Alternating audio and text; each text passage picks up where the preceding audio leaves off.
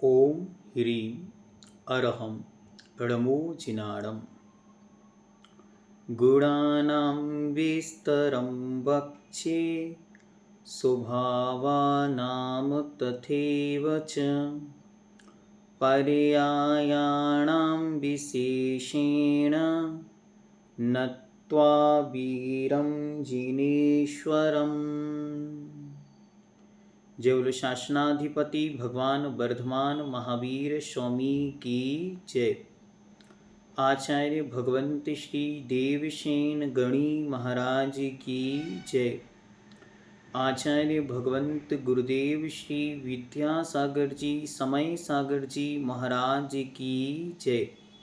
परमोपकारी संत निर्यापक श्रमण गुरुदेव श्री सुधा सागर जी महाराज की जय। सभी को जय जिनेन्द्र।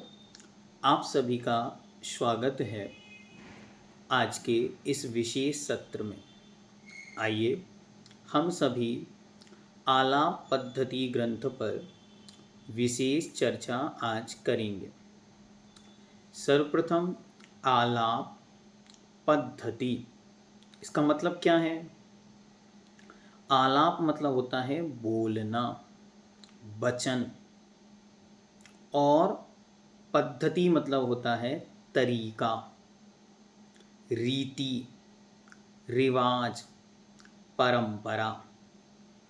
तो आलाप पद्धति का मतलब हुआ बोलने की कला, बोलने का तरीका।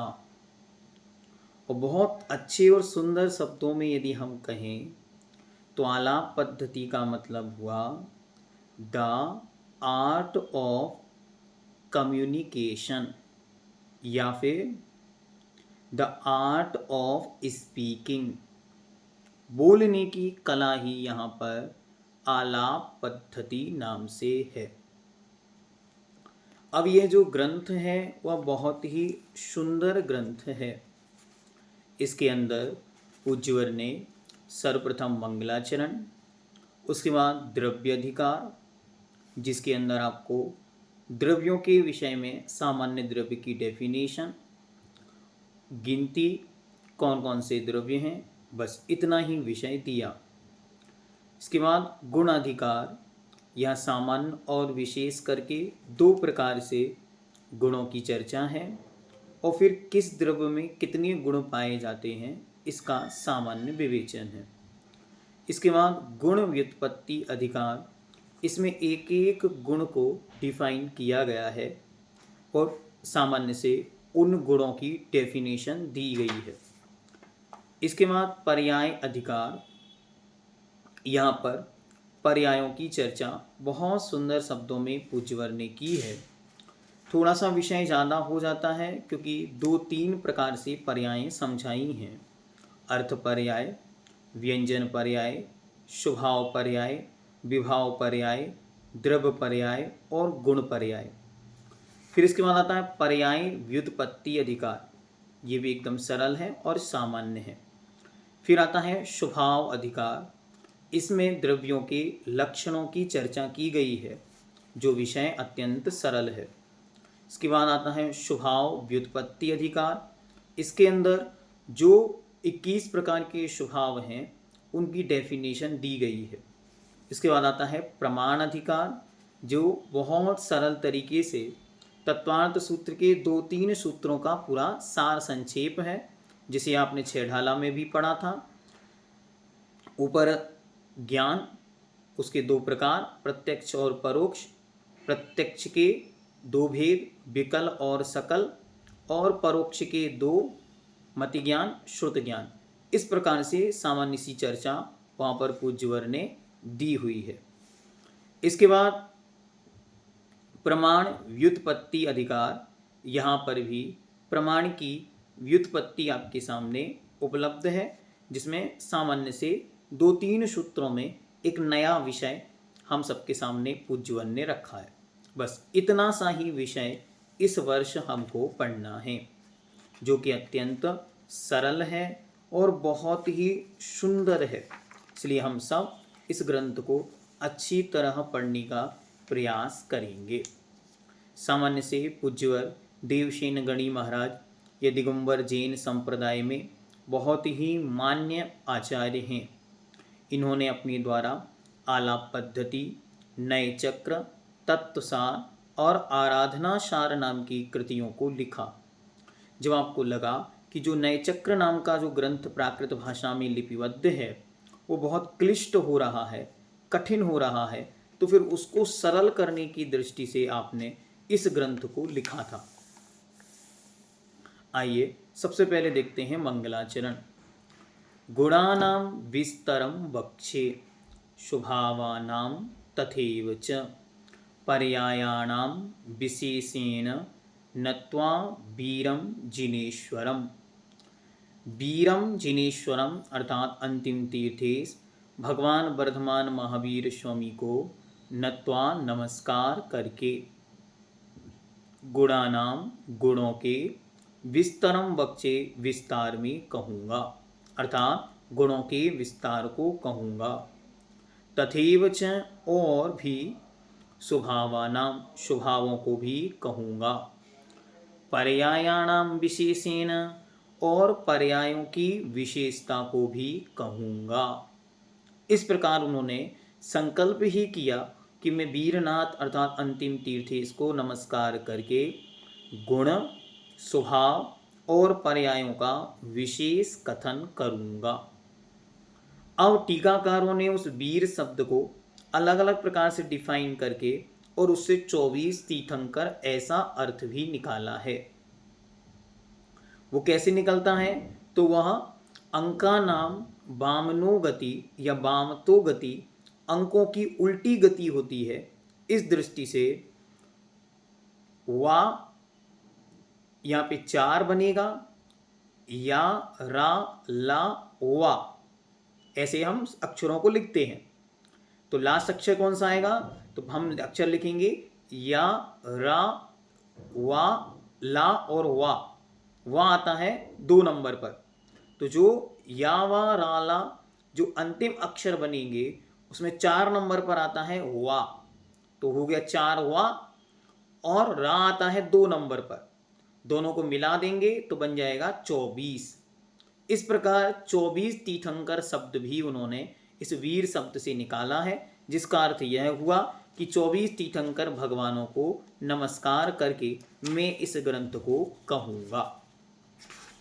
अब हम चलते हैं सूत्र नंबर 1। सूत्रों को इसलिए आपको अच्छे से देखना है क्योंकि इस वर्ष आपके कोर्स में जो पेपर आएगा उस पेपर में भी आपको सूत्रों को ध्यान में रखना है, सूत्रों का अर्थ लिखने को आएगा। सूत्रों का अर्थ लिखते समय सबसे अच्छे ये आपको ध्यान रखनी है कि सूत्र में जो जो शब्द लिखे हैं वो तो हमारे अर्थ में आने ही हैं। बस इतना ध्यान में यदि हम रखेंगे तो अच्छी तरह जो सूत्र में शब्द लिखे हैं उन पर हमारा फोकस जाएगा। फिर जो शब्द उसमें लिखे हैं बस वही अर्थ है, उससे थोड़ा सा अन्य अर्थ भी हमको जोड़ना होता है क्योंकि आगे पीछे सूत्रों में जोड़कर ही अर्थ निकाला जाता है इस दृष्टि से। ठीक है, तो आइए देखते सूत्र नंबर 1, द्रव्य अधिकार। इसमें टोटल 7 सूत्र हैं। वचन आलाप पद्धतिर वचन रचनानुक्रमेण नैचक्रस्योपरि उच्यते। आलाप मतलब बोलचाल, पद्धति मतलब परंपरा, रीति, ढंग, तरीका, वचन मतलब वचन, रचना मतलब रचना, लिखना, अनुक्रमेण अर्थात अनुसार, आधार से, नए चक्रस्य अर्थात नए चक्र के, ऊपरी अर्थात ऊपर, उच्यते कहते हैं या कहा जाता है। तो वचनों की रचना के क्रम के अनुसार नए चक्र नामक ग्रंथ के ऊपर अर्थात नए चक्र नामक ग्रंथ के आधार से इस आलाप पद्धति ग्रंथ को कहता हूँ। कितना सरल शब्द हुआ। आलाप अर्थात बोलने की वचन पद्धति परंपरा को जो वचनों की रचना का अनुक्रमीन है अर्थात वचनों की रचना के अनुसार आधार से नए चक्रस्योपरि नए चक्र नामक ग्रंथ के ऊपर उच्यते कहता हूँ या कहा जाता है। ठीक हुआ। तो आलाप पद्धति नाम का यह ग्रंथ नए चक्र नामक ग्रंथ के ऊपर लिखा गया ग्रंथ है। जैसे हम तत्वासूत्र की टीका कहते हैं ना, सर्वार्थ सिद्धि जी, ऐसे ही नए चक्र की मानो टीका कर कर, सरलीकरण कर कर और उसे और सरल बनाने का प्रयास उज्जवल ने यहाँ किया है। साचा किमर्थम, वह किस लिए किया? तो कहते हैं द्रव्य लक्षण सिद्ध्यार्थम स्वभाव सिद्ध्यार्थंच। द्रव्य लक्षण की सिद्धि के लिए, द्रव्य के लक्षण की सिद्धि के लिए, च और स्वभाव सिद्ध्यार्थम, स्वभाव की सिद्धि के लिए। द्रव्य का जो लक्षण आपने कहा है उसकी सिद्धि हो और स्वभाव की सिद्धि हो, बस यही इस ग्रंथ के लिखने का प्रयोजन है। अब जब आपने द्रव्य की बात की है तो द्रव्य क्या है? तो कहते हैं द्रव्याणि कानि, द्रव्य कौन है? तो कहते हैं जीव पुद्गल धर्म धर्माधर्माकाश काल द्रव्याणि। जीव पुद्गल धर्माधर्माकाश काल द्रव्याणि। जीव पुद्गल धर्माधर्माकाश काल द्रव्याणि। अब क्रमशः एक एक को देखें। जीव, पुद्गल, धर्म, अधर्म, आकाश, काल, ये 6 द्रव्याणि द्रव्य हैं। ठीक हुआ। अब क्रमशः एक एक के सामान्य स्वरूप को आप लोग ध्यान में रखें, जो हमने सर्वार्थ सिद्धि जी में पढ़ा।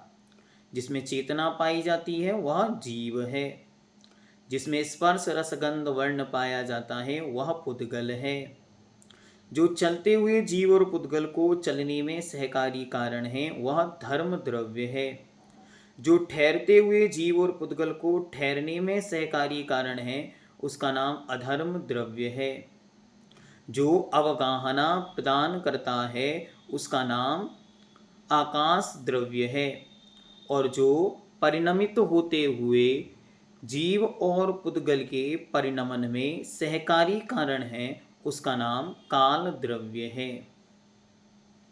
अब प्रश्नकर्ता पूछता है कि भगवान द्रव्य क्या है? तो कहते हैं सत द्रव्य लक्षणम, जिसमें सत पाया जाता है। सत मतलब अस्तित्व, प्रेजेंस, एक्सिस्टेंस, मौजूदगी। तो जिसका अस्तित्व होता है उसी का नाम द्रव्य है। अब हम इस अस्तित्व को कैसे जानें? तो कहते हैं उत्पाद व्यय धौव्य युक्तम सत। उत्पाद व्यय धौव्य युक्तम सत। उत्पाद मतलब उत्पन्न होना, व्यय मतलब नष्ट होना, और धौव्य मतलब बना रहना। आना जाना बना रहना, उत्पन्न होना, नष्ट होना और बना रहना, इसी का नाम सत है, और जिसमें सत पाया जाता है उसका नाम द्रव्य है।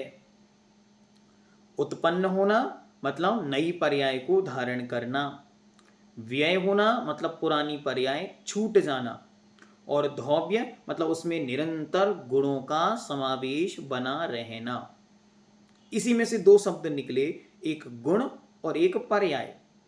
जो पर्याय है वो पर्याय अधिकार में हम जानेंगे, और जो गुण है उसे हम गुण अधिकार के रूप में जानेंगे। एक टॉपिक से बार बार नए नए टॉपिक हमारे सामने निकलेंगे, बस वही इस ग्रंथ का विस्तार है। तो सबसे पहले हमने क्या जाना? तो सबसे पहले हमने जाना द्रव्य अधिकार का सार क्या है। तो द्रव्य अधिकार का सार है कि वचनों की, बोलने की जो परंपरा है वह इस ग्रंथ में बतलाई गई है, जो कि नए चक्र नामक ग्रंथ के ऊपर लिखी जा रही है। वह किस लिए लिखी है? तो वह लिखी है द्रव्य के लक्षण की सिद्धि के लिए और स्वभाव की सिद्धि के लिए। द्रव्य कौन कौन से हैं? तो जीव, पुद्गल, धर्म, अधर्म, आकाश, काल, ये 6 द्रव्य हैं। जिनमें सत पाया जाता है वह द्रव्य है। और सत किसे कहते हैं? तो उत्पाद व्यय धौव्य युक्तम सत, जिसमें उत्पाद व्यय और धौव्य पाया जाए उसका नाम सत है, और जिसमें सत पाया जाता है उसे हम द्रव्य कहते हैं। वह द्रव्य ही गुण पर्यायबद्ध द्रव्यम अर्थात जिसमें गुण और पर्याय पाई जाएं उसे द्रव्य कहते हैं। आइए अब हम आगे चलते हैं। नेक्स्ट अधिकार, सूत्र नंबर 8, गुणाधिकार। अब यहाँ पर जो दो शब्द हमने पहले दिए, जो सत है उसमें धौव्य नाम से है गुण, हमेशा बना रहने वाला, और पर्याय जो क्रमशः बदलती रहती है, जिसमें उत्पाद व्यय ये पर्याय है, और जो हमेशा बना रहता है उसका नाम गुण है। इसको अभी आचार्य आगे और समझाएंगे। अब हम चलते हैं सूत्र नंबर 8, गुणाधिकार। तो सबसे पहले कहते हैं लक्षणानि कानि। लक्षण कौन कौन से हैं? लक्षण मतलब होता है पहचान का चिन्ह। कोई भी वस्तु एक साथ रखी हो और उसे पहचानना हो तो ये वह वाली है। कैसे पहचानोगे? उसके लक्षण से। जैसे आप किसी के यहाँ गए, उसने कहा इस कॉलोनी में आओ। अब उस कॉलोनी में आप गए, आपने देखे 20 घर हैं लाइन से एक से बने हुए हैं। अरे भाई ये क्या हो गया? ये जो घर एक से बने हुए हैं ये है सामान्य लक्षण। फिर विशेषता क्या है? अरे भाई जिस घर के ऊपर एक तिरंगा झंडा लगा हुआ है या पंचरंगा झंडा लगा हुआ है वह हमारा घर है। तो तुरंत वो देखेगा उन सारे घरों में से केवल एक घर के ऊपर पंचरंगा झंडा लगा हुआ है, यह उसका विशेष लक्षण है। सामान्य लक्षण क्या है? सबके घर एक से हैं, ये सामान्य वस्तु है। लेकिन उसमें ही विशेषता क्या है? जो स्पेशलिटी है उसका नाम विशेषता है। तो आइए अब उसी के बारे में चर्चा करते हैं। तो सबसे पहले सामान्य गुण। सामान्य गुण कितने? तो सामान्य गुण हैं 10। देखते सूत्र नंबर 9, अस्तित्वम, वस्तुत्वम, द्रव्यत्वम, प्रमेयत्वम, अग्रुलघुत्वम, प्रदेशत्वम, चेतनत्वम, अचेतनत्वम, मूर्तत्वम, अमूर्तत्वम, द्रव्याणाम 10 सामान्य गुणाः। अस्तित्व, वस्तुत्व, द्रव्यत्व, प्रमेयत्व, अग्रुलघुत्व, प्रदेशत्व, चेतनत्व, अचेतनत्व, मूर्तत्व, अमूर्तत्व, ये द्रव्य के 10 सामान्य गुण हैं। बस इतना सूत्र का अर्थ है। एक भी शब्द आपको बाहर से नहीं लाना, सूत्र से ही सूत्र का अर्थ निकलता है। ठीक है, बहुत अच्छी तरह देखें।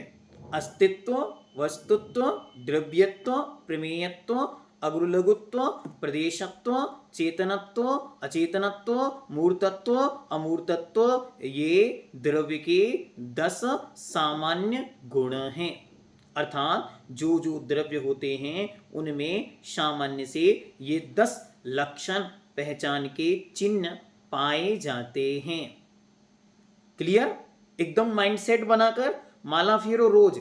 अस्तित्वम, वस्तुत्वम, द्रव्यत्वम, प्रमेयत्वम, अग्रुलघुत्वम, प्रदेशत्वम, चेतनत्वम, अचेतनत्वम, मूर्तत्वम, अमूर्तत्वम। सामायिक करो। अस्तित्व स्वरूपोहम, वस्तुत्व स्वरूपोहम, द्रव्यत्व स्वरूपोहम, अग्रुलघुत्व रूपोहम, प्रदेशत्व स्वरूपोहम, चेतनत्व रूपोहम। हाँ, अचेतन रूपो नहीं कहना। ठीक है, तो ऐसे हमको याद रखेंगे कि हमारे ही हैं, क्योंकि द्रव्य के हैं और हम भी एक द्रव्य हैं, तो ये हमारे हैं। तो इसलिए बार बार रोज दिन में 10 बार 5 बार जब मौका मिले तो अस्तित्व स्वरूपोहम, अस्तित्व वाला हूँ मैं, प्रदेश वाला हूँ मैं, वस्तुत्व वाला हूँ मैं, द्रव्यत्व वाला हूँ, ऐसे इसको याद करना। तो ये 10 सामान्य गुण हैं। अब ये सब में 10 सामान्य गुण पाए जाते हैं क्या? तो आचार्य कहते हैं नहीं। प्रत्येक मष्टौ सर्वेषाम, प्रत्येक मष्टौ सर्वेषाम। थोड़ी सी भी संस्कृत यदि आपने पढ़ी होगी पहले तो अलग अर्थ निकलेगा। प्रत्येकम अष्टौ सर्वेषाम, सर्वेषाम मतलब सभी के या सभी में। क्या होता है? अष्टौ प्रत्येकम, सभी में, प्रत्येक में अर्थात एक एक में, अलग अलग में, हमेशा क्या पाए जाते हैं? अष्टौ, 8 गुण पाए जाते हैं। तो सभी में, ये प्रत्येक में 8 गुण हमेशा पाए जाते हैं। अब किसमें कौन सा पाया जाता है? तो जीवन पर्यंत के लिए याद करने का सबसे अच्छा तरीका है, मैं कौन हूं? मैं जीव हूं। बस मैं चेतन हूं, बाकी सब अचेतन हैं। बस हो गया। पहला ये याद कर लिया, मैं चेतन हूं, बाकी सब अचेतन है। और दूसरा, मूर्त तत्व और अमूर्त तत्व के विषय में याद रखना है। तो जिनमें स्पर्श रसगंध वर्ण पाया जाता है वे मूर्त, बाकी सब अमूर्त। तो मात्र पुद्गल मूर्तिक है, बाकी सब अमूर्तिक हैं। क्लियर हो गया? तो प्रत्येकम, प्रत्येक में हमेशा अष्टौ, 8 गुण पाए जाते हैं। तो जीव में 8 लगाएंगे, तो कैसे लगाएंगे? अस्तित्व, वस्तुत्व, द्रव्यत्व, प्रमेयत्व, अग्रुलघुत्व, प्रदेशत्व, चेतनत्व, अमूर्तत्व। पुद्गल में लगाएंगे तो कैसे लगाएंगे? अस्तित्व, वस्तुत्व, द्रव्यत्व, प्रमेयत्व, अग्रुलघुत्व, प्रदेशत्व, अचेतनत्व, मूर्तत्व। और धर्म में कैसे लगाएंगे? तो धर्म, अधर्म, आकाश, काल, चारों के एक से। अस्तित्व, वस्तुत्व, द्रव्यत्व, प्रमेयत्व, अग्रुलघुत्व, प्रदेशत्व, अचेतनत्व, अमूर्तत्व। बस किन में अंतर आया? जीव और पुद्गल में, बाकी चारों एक से। क्लियर? एकदम माइंड सेट। अब बैठ के शांति से लिखना, हम आपको पढ़ाते हुए आगे चल रहे हैं। बैठ के आप लोग वीडियो को देखना 2 3 4 5 बार और बढ़िया से उसको रिपीटेट करना, बार उसको लिखने का प्रयास करना, बार बार उसको समझने का प्रयास करना। ठीक है? नेक्स्ट, सूत्र नंबर 11। अब विशेष गुण। तो जो हमने आपको सामान्य बताया, जिसने सबको सामान्य की कैटेगरी में खड़ा कर दिया, वो तो सामान्य गुण है। कुछ चीजें विशेष होती हैं, कुछ चीजें स्पेशल होती हैं। तो जो स्पेशल गुण है, स्पेशल कैटेगरी है, मतलब जो सब में नहीं पाई जाती है, लेकिन किन्हीं में वह विशेषता से पाई जाती है, स्पेशलिटी होती है। तो कितने हैं वो? तो कुछ स्पेशल चीजें हैं जिनसे हम द्रव्यों को पहचानते हैं, वे टोटल हैं 16। पहले याद कर लें, गुण कितने हैं विशेष? 16। अब कौन कौन से हैं तो अच्छी तरह याद करें। ज्ञान, दर्शन, सुख, वीर्याणि, स्पर्श, रस, गंध, वर्ण, गति हेतुत्वम, स्थिति हेतुत्वम, अवगाह हेतुत्वम, वर्तना हेतुत्वम, चेतनत्वम, अचेतनत्वम, मूर्तत्वम, अमूर्तत्वम, द्रव्याणाम षोडश विशेष गुणः। अब अलग अलग हिंदी करते हुए निकालें। दर्शन, ज्ञान, दर्शन, सुख, वीर्य, स्पर्श, रस, गंध, वर्ण, गति हेतुत्व, स्थिति हेतुत्व, अवगाह हेतुत्व, वर्तना हेतुत्व। कितने हुए? 12। चेतनत्व, अचेतनत्व, अमूर्तत्व, मूर्तत्व, कितने हो गए? 16। अब इन 16 गुणों में किसकी स्पेशलिटी किसके द्वारा बताई जा रही है? तो यदि हमें थोड़ा सा भी द्रव्यों के विषय में ज्ञान है तो 1 मिनट में हम पहचान पाएंगे कि किनके कौन से गुण हैं। अब देखते अगला सूत्र, सूत्र नंबर 12। प्रत्येकम जीव पुद्गलयोः सट, प्रत्येकम जीव पुद्गलयोः सट। प्रत्येक जीव और पुद्गल में सट मतलब 6 पाए जाते हैं। जीव में भी 6 हैं और पुद्गल में भी 6। अब ऊपर दिए हुए इन 16 में से ढूंढना है जीव के कौन से 6। तो स्पर्श, रस, गंध, वर्ण, ये तो जीव के पाए नहीं जाते। गति हेतुत्व, अवगाह हेतुत्व, वर्तना हेतुत्व, परिणाम हेतुत्व, ये तो उसके होते नहीं। तो उसके क्या होते? उसके तो होते हैं ज्ञान, दर्शन, सुख, वीर्य, चेतनत्व और अमूर्तत्व। माला फेरो ऐसे बैठ के। ज्ञानानंद स्वरूपो हम, दर्शनानंद स्वरूपो हम, सुख स्वरूपो हम और वीर्य अनंत शक्ति स्वरूपोहम, चेतन स्वरूपोहम, अमूर्त स्वरूपोहम। याद हो गए, आपके ही हैं। अभी विस्तार नहीं कर रहे, विस्तार से फिर कभी और आपको बहुत डिटेल में इनका पूरा एक्सपेरिमेंट प्रैक्टिकल ध्यान सिखाएंगे।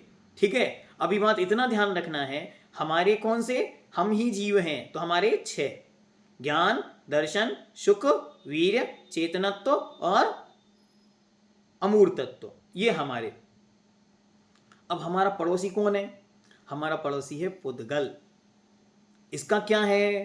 तो इसके पास है स्पर्श, रस, गंध, वर्ण और अचेतनत्व और मूर्तत्व। तो उससे बोलो पड़ोसी से, पड़ोसी से, क्या तुम कैसे हो? तो तुम स्पर्श स्वरूप वाले हो और रस स्वरूप वाले, गंध स्वरूप वाले, वर्ण स्वरूप वाले और अचेतन स्वरूप वाले और मूर्त स्वरूप वाले हो। तो उसका स्वरूप उस रूप में हो गया। तो इस प्रकार यह जीव और पुद्गल दोनों के कितने कितने हो गए? 6 हो गए। क्लियर एकदम? अब आगे चलते हैं। अब आगे कहते हैं इतरेषाम प्रत्येकम त्रियो गुणः। इतरेषाम मतलब इनके अलावा या इनके अलावा बचे हुए शेष। तो बचे हुए शेष कौन है? धर्म, अधर्म, आकाश और काल। ये 6 द्रव्यों में से 4 द्रव्य। इतरेषाम मतलब बचे हुए, शेष प्रत्येकम प्रत्येक के, त्रियो गुणः 3 गुण होते हैं। अब 16 सामने रखो और उसमें से देखो सबसे पहले धर्म। तो धर्म में क्या क्या है? तो गति स्वभाव, स्थिति स्वभाव, वर्तना स्वभाव, परिणाम स्वभाव, अवगाहन स्वभाव। ये सब नहीं, इतनी सारे तो नहीं है। तो एक तो समझ में आ रहा है, कौन सा? गति हेतुत्व। क्योंकि जब हमने लक्षण बताया तो क्या लक्षण बनाया था? जो जीव, चलते हुए जीव और पुद्गल को चलने में सहकारी कारण होता है, मतलब गति हेतुत्व। हाँ क्लियर। तो पहला गति हेतुत्व, फिर अचेतनत्व, फिर अमूर्तत्व। तो 3 इतरेषाम त्रियो गुणा, 3 इसके हो गए। फिर आएंगे अधर्म द्रव्य। अधर्म द्रव्य में स्थिति हेतुत्व, अचेतनत्व और अमूर्तत्व। फिर आएंगे आकाश में। तो आकाश में क्या आएगा? तो आकाश में क्रमशः फिर देखें, अवगाह हेतुत्व, अचेतनत्व, अमूर्तत्व। फिर आएंगे काल द्रव्य में, वर्तना हेतुत्व, अचेतनत्व, अमूर्तत्व। इति संपूर्णम समाप्तम जातः। पूरा क्लियर हो गया। अब इसको आप एक बार अपने पास कॉपी में बराबर लिख के रखो। ठीक है, सूत्रकार ने सूत्र दिया संक्षेप में, हमको उसका विस्तार करना है कॉपी पर। ठीक है, आगे चलते हैं। सूत्र नंबर 14, अंतस्तास चत्वारो गुणः। अंतस्थास चत्वारो गुणः स्वजातिपेक्षयः सामान्य गुण, विजातिपेक्षयः विजात्यपेक्षयः त एव विशेष गुणः। ये मूल सूत्र हुआ। अब इसको तोड़ दें। तो पहला है अंतस्थः, अंत में स्थित, चत्वारो मतलब 4, गुणः मतलब गुण, अंत में स्थित 4 गुण। स्वजाति अपेक्षया, शब्द देखें, स्वजात्यपेक्षया शब्द है, अलग अलग करेंगे तो स्वजाति अपेक्षया, अपनी जाति की अपेक्षा से, सामान्य गुण, सामान्य गुण हैं। विजात्यपेक्षया, विजाति की अपेक्षा से, ताएव ते एव वे ही, वे चारों ही, विशेष गुण विशेष गुण हैं। सामान्य की अपेक्षा वे ही 4 सामान्य गुण हैं और विशेष की अपेक्षा से, विजाति मतलब दूसरों की अपेक्षा से, वे ही विशेष गुण हैं। अब अंतस्था, अंत में स्थित 4 गुण कौन से हुए? तो चेतनत्व, अचेतनत्व, मूर्तत्व, अमूर्तत्व, ये 4 ही गुण हैं। ये कैसे हैं? स्वजाति, अपनी अपनी जाति की अपेक्षा से तो सामान्य गुण होते हैं, लेकिन किसी विजाति मतलब दूसरे द्रव्य की अपेक्षा से यही विशेष गुण हो जाते हैं। जैसे जीव हैं, तो जितने भी जीव हैं वे सब कैसे हैं? चेतन लक्षण वाले हैं। तो यही उसका सामान्य गुण हो गया। किसका? जीव का। तो स्वजाति अपेक्षा मतलब जीव नाम की जाति की अपेक्षा से जीव द्रव्य के जो चेतना नाम का गुण है वह उसका सामान्य गुण है। लेकिन विजाति मतलब उसी समय दूसरे जो अन्न है, अन्न कौन है? पुद्गल। तो पुद्गल की अपेक्षा, क्योंकि पुद्गल के चेतनत्व तो नहीं पाया जाता, इसलिए पुद्गल की अपेक्षा, पुद्गल कौन है? विजाति द्रव्य। उस विजाति की अपेक्षा वही चेतना किसकी? जीव द्रव्य की चेतना विशेष लक्षण हो गया। तो स्वजाति अपेक्षा अपनी अपेक्षा से सामान्य गुण है चेतना, क्योंकि सब जीवों में पाई जाती है। लेकिन विजाति मतलब पुद्गल, धर्म, अधर्म, आकाश और काल की अपेक्षा वही चेतना विशेष गुण है, क्योंकि वह उनमें नहीं पाया जाता, इसलिए वह जीव के विशेष लक्षण हुआ। ठीक हुआ? एकदम क्लियर। अब आगे चलते हैं। इति गुण अधिकार, इस प्रकार यह गुण अधिकार पूरा हुआ। अब कहते हैं गुण व्युत्पत्ति अधिकार। ये एकदम सरल है, एकदम सहज है। इसमें मात्र आपको जो शब्द अभी ऊपर प्रयोग किए गए हैं, अस्तित्व आदि, इनको सामान्य से केवल इनका लक्षण आपको बताया। इनको याद करने का क्या तरीका है? इनको याद करने का तरीका है, जो भाव है, जैसे अस्तित्व भाव है, तो पहला शब्द है अस्ति, पीछे शब्द है त्वा। तो त्वा मतलब होता है भाव, तो अस्ति के भाव को अस्तित्व कहते हैं। दूसरा शब्द है वस्तुत्व, तो वस्तु प्लस त्वा मतलब भाव, तो वस्तु के भाव को वस्तुत्व कहते हैं।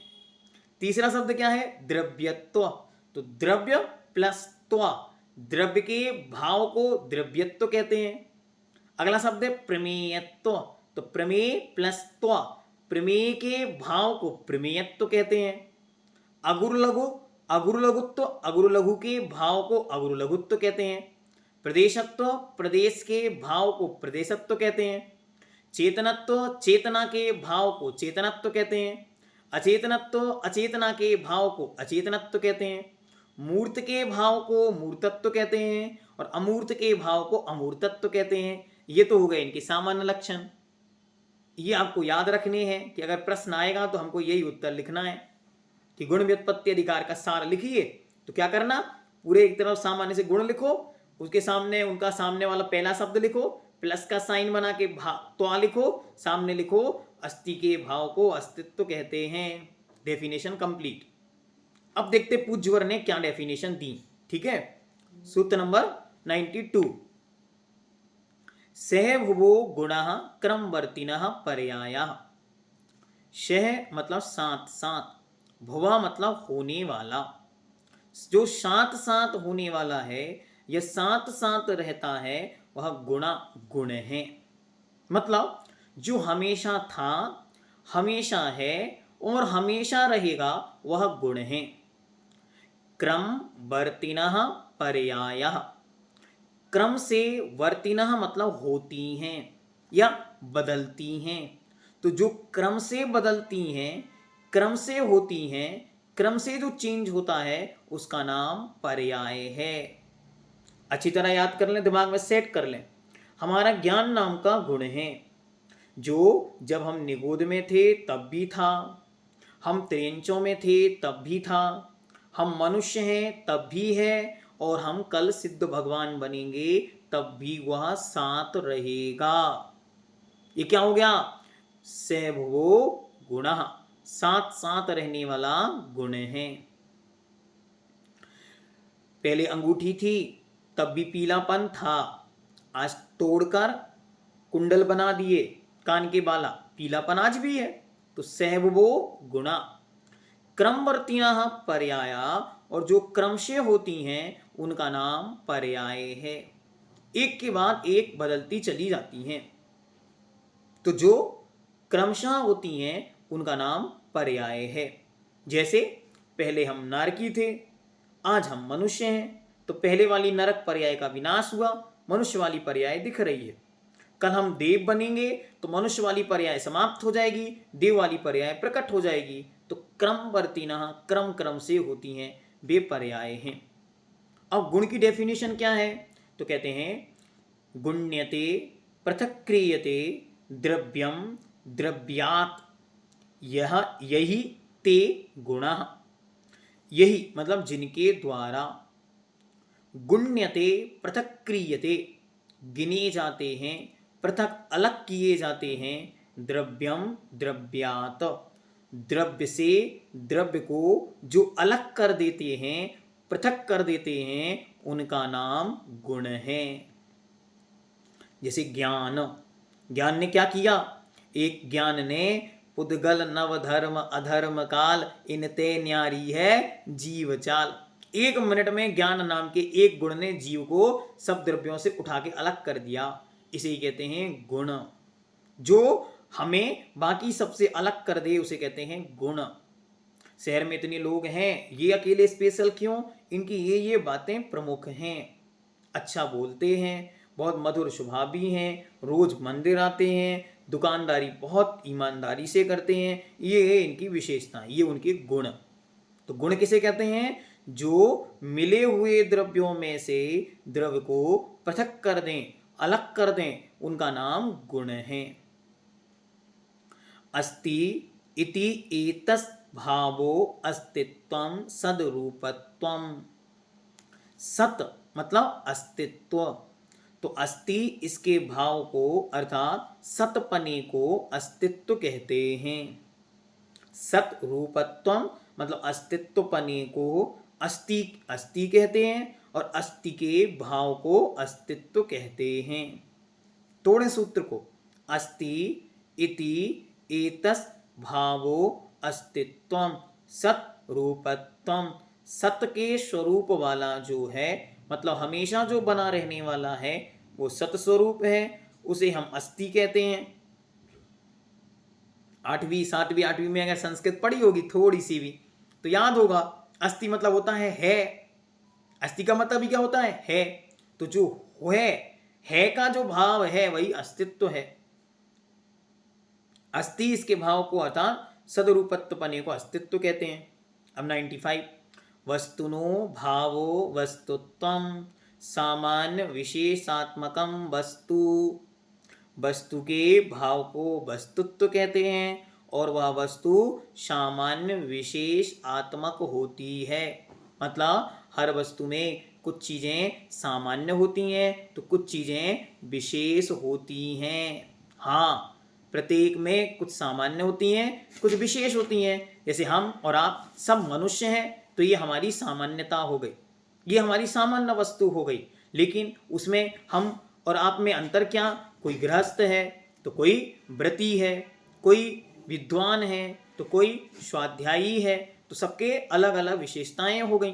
तो वस्तु कैसी होती है? सामान्य विशेषात्मक होती है, ये उसकी सामान्य विशेषात्मकता हो गई।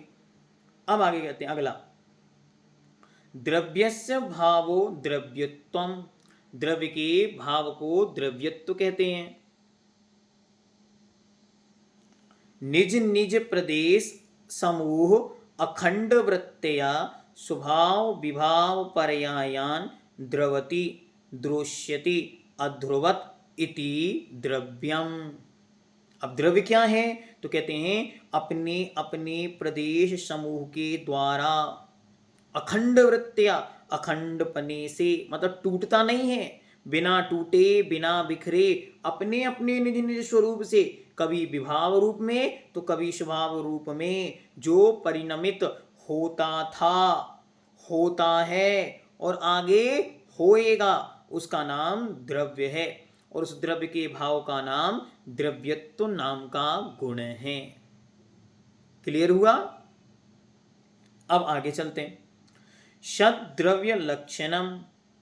सद इति स्वकीयान गुणपर्यायान व्यापनोति इति सत्। उत्पाद व्यय धौव्य युक्तम सत्। सत क्या है? सत द्रव्य का लक्षण है। सत क्या है? तो अपने ही स्वकीयान, अपने स्वयं के गुण पर्यायान, गुण और पर्यायों को व्यापनोति, जो व्याप्त होता है मतलब प्राप्त होता है, उसका नाम सत है। या युग सामान्य शब्दों में कहें, जिसमें गुण और पर्याय पाए जाते हैं वह सत है। और क्या है सत? तो जिसमें उत्पाद, व्यय और द्रव्य पाया जाता है उसका नाम सत है। और वह सत ही द्रव्य का लक्षण है, और जो द्रव्य है वही द्रव्यत्व नाम का गुण है। प्रमेयस्य भावः प्रमेयत्वं प्रमाणेन स्वपररूपं परिच्छेद्यं प्रमेयम्। क्या कहते हैं?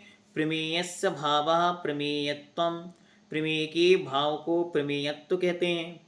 प्रमेय क्या है?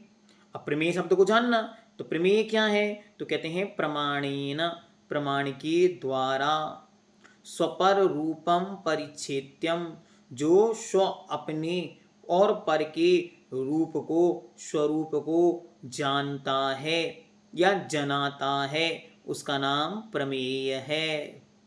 प्रमाणेन, ज्ञान के द्वारा, तो प्रमाण के द्वारा जानने के योग्य जो स्व और पर स्वरूप है वह प्रमेय है।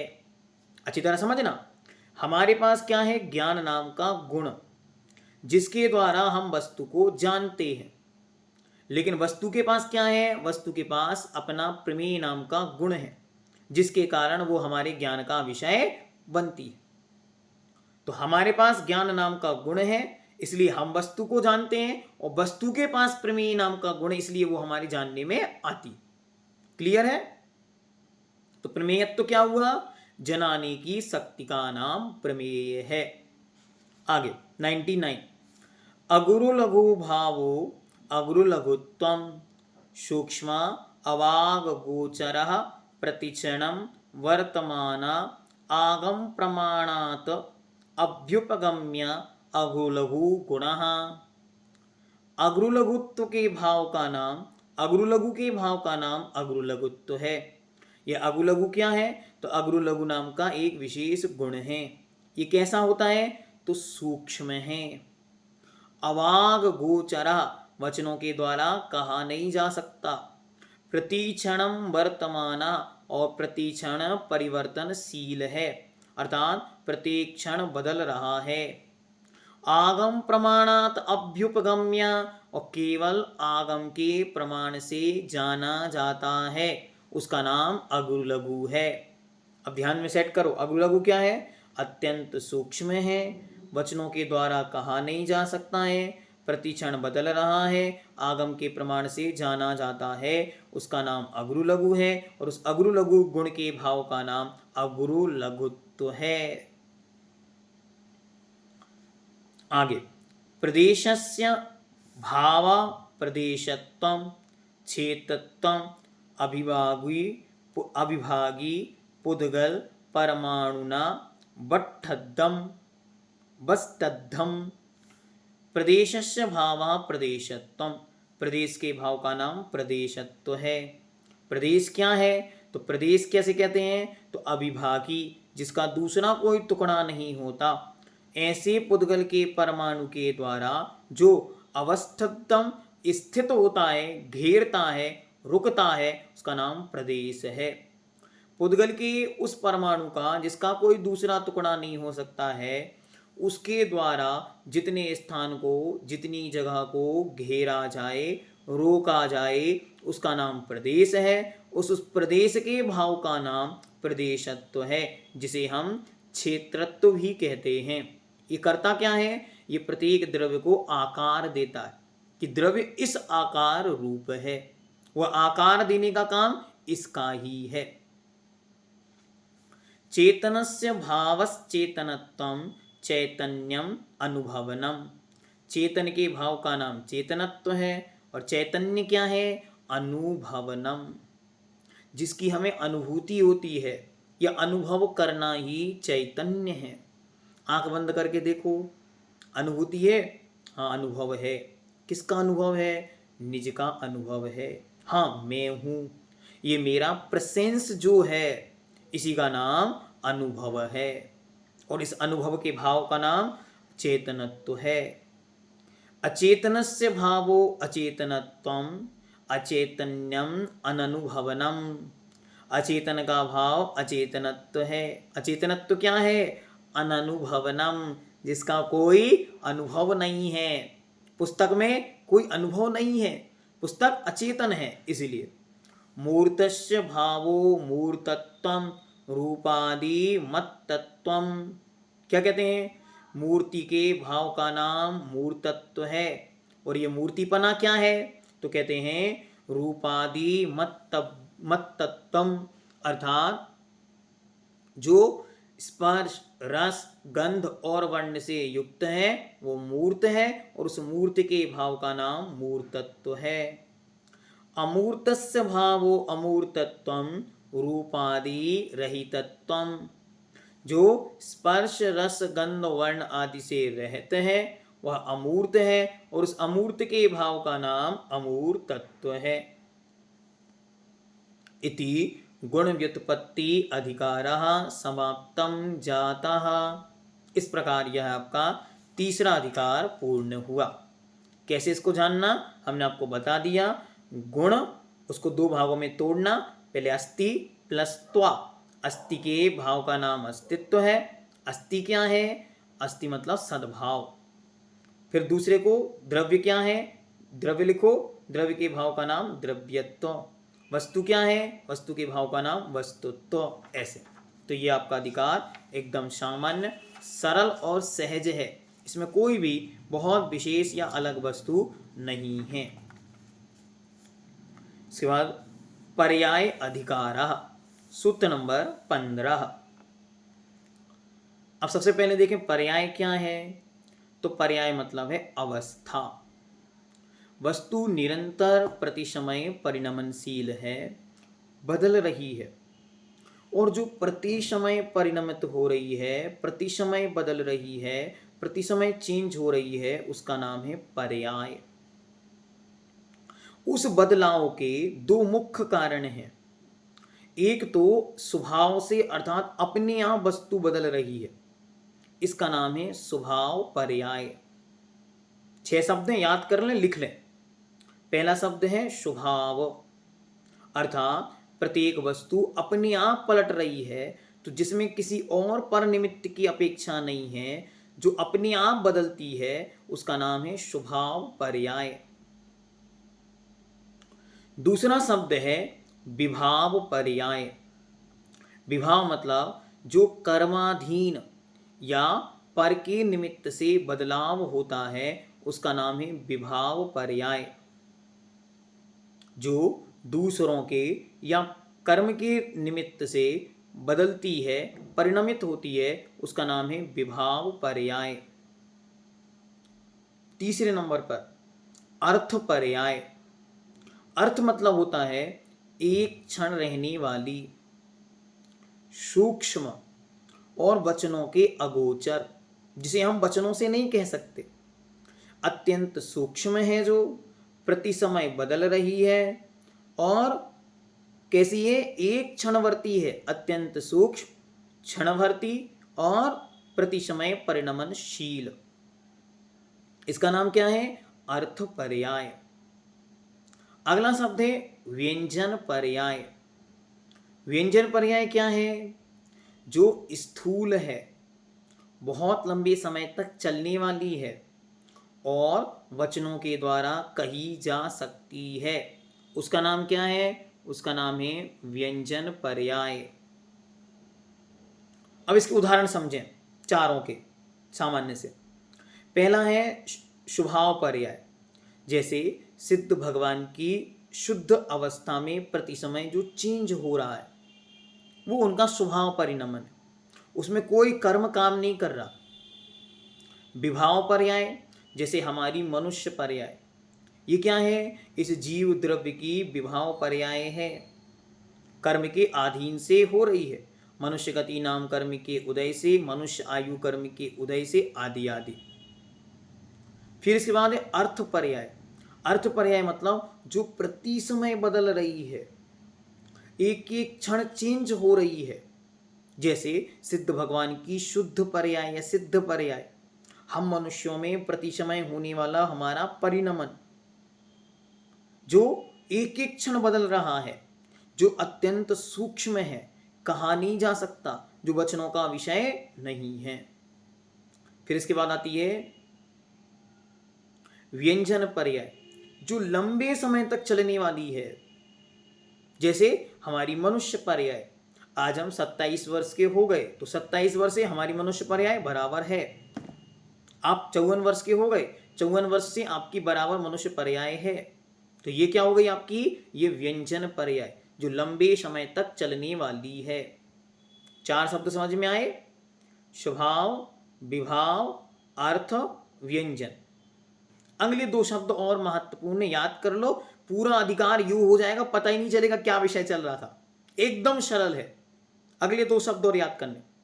पहला शब्द है द्रव्य पर्याय।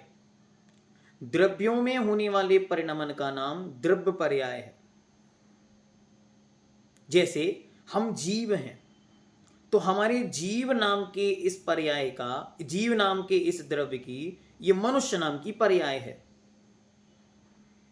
तो ये कौन सी पर्याय हो गई, ये द्रव्य पर्याय हो गई। जीव नाम का द्रव्य है और मनुष्य नाम की पर्याय है, तो जीव द्रव्य की मनुष्य नाम की पर्याय। और दूसरी है गुण पर्याय। गुणों में होने वाले परिणमन का नाम गुण पर्याय है, या गुण की अवस्था का नाम गुण पर्याय है। जैसे हमारा ज्ञान नाम का गुण है और मति ज्ञान नाम की पर्याय है। अच्छी तरह याद करना, देखो बहुत सरल और सहज एकदम। स्वभाव से होने वाली स्वभाव पर्याय, पर के निमित्त से होने वाली विभाव पर्याय, बहुत छोटे समय के लिए होने वाली, जल्दी ही चेंज हो जाने वाली अर्थ पर्याय, बहुत लंबे समय तक चलने वाली व्यंजन पर्याय, द्रव्य में होने वाली द्रव्य पर्याय, गुणों में होने वाली गुण पर्याय। अब इन 6 शब्दों को आप याद रखोगे तो पूरा अधिकार एकदम सरल चलेगा। देखो क्या चलता, सूत्र नंबर 15, पर्याय अधिकारः। सूत्र नंबर 15, गुण विकारः, गुणों के विकार का नाम पर्यायः, पर्याय है। विकार का मतलब यहां गंदगी नहीं, विकार का मतलब है परिणमन। तो गुणों का जो परिणमन है उसका नाम पर्याय है। ते द्वधा, वे 2 प्रकार की होती हैं, व्यंजन अर्थ व्यंजन पर्याय भेदात। अर्थ पर्याय और व्यंजन पर्याय के भेद से। शब्द देखें क्योंकि आपको अर्थ लिखने आना है, इसलिए गुण विकाराः पर्यायः ते द्वधा अर्थ व्यंजन पर्याय भेदात। एक एक शब्द देखें, गुणों के विकार का नाम पर्यायः, पर्याय है। ते अर्थात वे, द्वधा 2 प्रकार की हैं, अर्थ व्यंजन पर्याय भेदात अर्थात अर्थ पर्याय और व्यंजन पर्याय। हिंदी क्या हुई, गुणों की विकार को पर्याय कहते हैं, वे 2 प्रकार की हैं, अर्थ पर्याय व्यंजन पर्याय। अब आप तुरंत क्लिक करो, अर्थ पर्याय थोड़ी देर टिकने वाली, व्यंजन पर्याय लंबे समय तक चलने वाली। क्लियर हो गया। अब ये सामान्य हो गया, अब विशेष देखते। तो विशेष क्या है देखते। अर्थ पर्यायः ते द्वधा स्वभाव विभाव पर्याय भेदात। अर्थ पर्याय ते वे द्वधा 2 प्रकार की हैं, अर्थात अर्थ पर्याय के 2 भेद हैं, स्वभाव पर्याय और विभाव पर्याय के भेद से। अर्थ पर्यायः ते द्वधा स्वभाव विभाव पर्याय भेदात। अर्थ पर्याय के 2 भेद हैं, स्वभाव अर्थ पर्याय और विभाव अर्थ पर्याय। अब फिर क्लिक करो दिमाग में, हमने क्या पढ़ा था, जो अपने आप होती है वो स्वभाव है और जो पर के निमित्त से होती है वो विभाव है, और अर्थ पर्याय मतलब जो थोड़ी देर के लिए हो, अत्यंत सूक्ष्म हो और वचनों के द्वारा न कही जा सके वो वो अर्थ पर्याय। तो अर्थ पर्याय क्लियर हो गया और स्वभाव और विभाव क्लियर हो गया। अब इनको जोड़ दो। तो स्वभाव अर्थ पर्याय मतलब जो स्वभाव से होती है, जिसमें पर का कोई निमित्त नहीं है, लेकिन तुरंत होकर तुरंत नष्ट हो जाती है, उसका नाम हो गया स्वभाव अर्थ पर्याय। जो पर के अधीन है, कर्म के निमित्त से होती है, लेकिन ज्यादा समय तक नहीं टिकती, इसका नाम हो गया विभाव अर्थ पर्याय। क्लियर हुआ ये सूत्र? जो स्वभाव से है मतलब जिसमें किसी परनिमित्त की अपेक्षा नहीं है, स्वभाव से होती है लेकिन टिकती थोड़ी देर है, तुरंत तुरंत बदलती है, वचनों से नहीं कही जा सकती है, अत्यंत सूक्ष्म है, उसका नाम हो गया स्वभाव अर्थ पर्याय। जो पर के निमित्त से होती है, कर्मों के अधीन है, लेकिन तुरंत तुरंत बदल जाती है, उसका नाम है विभाव अर्थ पर्याय। क्लियर? अब इन दोनों के उदाहरण आगे आचार्य देते एक एक सूत्र के माध्यम से।